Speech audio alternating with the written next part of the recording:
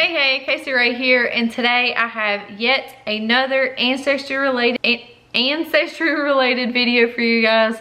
If you are not familiar with my other ancestry videos, I'm gonna link those down below.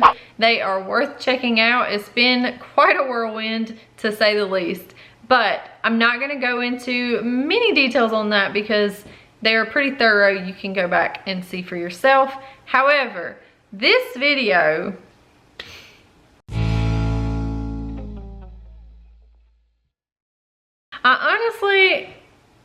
I really didn't want to share this because I'm a little bit sad about it, but keeping it completely 100 with you guys, there's been some changes. There's been changes in my results, which can happen from time to time as they update their system, as they get more samples in to compare your results to. Everything can change. Not everything. Your DNA cannot change. However, it does get more precise. So with that being said, I'm gonna go over my results with you guys. But first, I want you guys to watch to the end because I have a exciting announcement and then I have some updates. So keep watching for that. So going into my last results, just to get you up to speed, I'm gonna go over those really quick. The previous estimates were as follows. European Jewish was 23%. Great Britain was 21%, Asia East was 13%, Scandinavia 11%, Asia Central 9%, Europe West 6%, Ireland, Scotland and Wales 6%, Iberian Peninsula 3%, Asia South 2%, Polynesia 2%, Europe South 2%, Native American less than 1%, and Middle East less than 1%.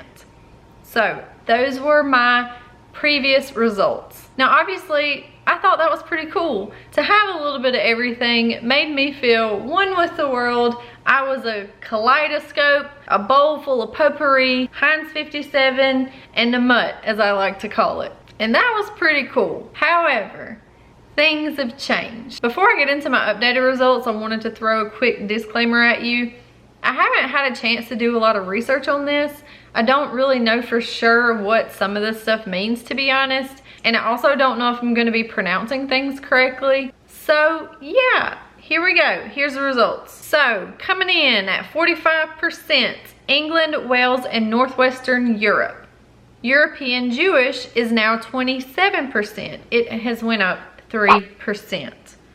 Southeast Asia, aka Vietnam, is 18%.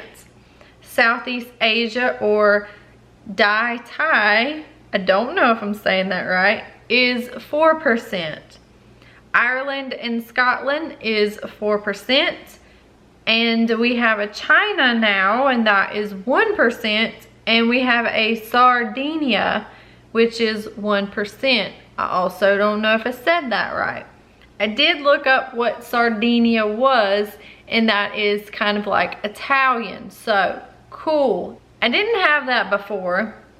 And also, I'm not sure if I had China before or if maybe that was lumped in with some of the other Asian categories. Now the thing that's throwing me off, and you guys can correct me in the comments if you want to. Well, there's a few things, but the first thing is Southeast Asia, or Vietnam, is 18%. And 18... 22, 23. That's about 23% Asian if you add them all up. That's fine. That makes sense. However, the Dai Thai, I looked it up. That is the Thai category. That's just 4%. And then a whopping 18% of that 23% is Vietnam. So if I'm deducing this correctly, that means that my grandmother, who I believe to be predominantly Thai, is Vietnamese. That's completely fine.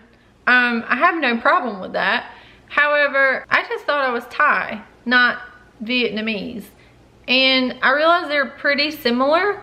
I looked it up and they call themselves same but different. That's cute. I think that's really cute. I just don't really know all the ways that they're different. And also, like, when you identify as Thai, your whole life, and then now you have to change the mindset to Vietnamese. It's a little confusing. So I'm not sure how to feel about it, to be honest. Then again, could the results change again? I'm not sure. And how accurate is it really when it can change so much, you know? You know what I'm saying? Also, European Jewish is no longer my highest percent, although the percentages went up 3%. Now it is England, Wales, and Northwestern Europe. Now, what is Northwestern Europe? Are they lumping categories together, or am I just more British than I once believed I was? I'm not really sure. I did, however, get a test done for my grandmother, and she is 100% white girl. She is 98% Great Britain, but she only counts for, obviously, 25% of my DNA. So what I'm seeing here is a lot of the percentages have went away, completely fell off, and one of them being Scandinavia, which I'm sad about. I was 11% Scandinavian on my other test. Where did that 11% go? Did they lump it in with Northwestern Europe? Is that Northwestern Europe? I'm not sure that's the case, because why would they lump things together that you are trying to get to the bottom of? Also, Polynesian isn't on here, Iberian Peninsula isn't on here, Middle Eastern isn't on here, and Native American is gone. So obviously it's kind of a bummer. And also I'm a little confused. I do need to look into this a little bit more. I'm not sure how the things are going to continue to change, but I think what I've taken away from this, and you guys can chastise me if you want to, but I know I was very, very gung-ho and really excited about Ancestry and the results and all of that. And honestly, this whole process has been extremely positive for me. It has opened some doors for me. It has allowed me to find my real heritage, and my grandfather, and all of those things are really awesome. However, I'm not sure how I feel about such varying degrees of results. How much of this can you really like hang your hat on? You know what I mean? So that's all I have to say about that. You guys definitely should do the test if you're curious. They're probably going to be a lot more accurate if you do it this go around, because they have more test subjects. However, just know that you might not be Scandinavian. You should probably not go get a Viking tattoo, any kind of Native American symbolism, because you might not be. Okay, I didn't do any of those things. I'm just saying. Okay, so updates. I mentioned before in my last update video that some casting directors had reached out to me about possibly doing something together. So the first casting director only wanted to hear my story. I told them the story. They packaged it all together and put a nice little bow on it, and they're sending it out to various production companies, I suppose. And whether that manifests into anything, I still am not sure. I could hear back from them later on. Who knows? The second casting director, I really thought this was going to turn into something. It did not, however, wind up turning into anything. So that's why I'm able to share it with you guys. So basically, there was this show in Australia called Look Me in the Eye, and they were wanting to do a spin-off of that show here in the US. And they reached out to me and said, would you be interested in doing this show? So basically, the premise of the show is you and someone that you have conflict with, or someone that you want to reconnect with. So you're put in a situation where you and this person are in a room and you have extended eye contact with that person, and after the eye contact, you have the opportunity to have a sit-down conversation and hash things out. So I told them, if there's two things in this world that makes me extremely uncomfortable, that's eye contact and confrontation.